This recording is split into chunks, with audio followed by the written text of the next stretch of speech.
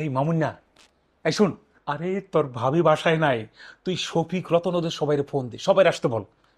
আরে দেরি হবে, আসতে দেরি হবে, মাস্তি হবে, খানা পিনা হবে, একদম একদম আমি প্রোভাইড করবো। আয় আয় জলদি জলদি।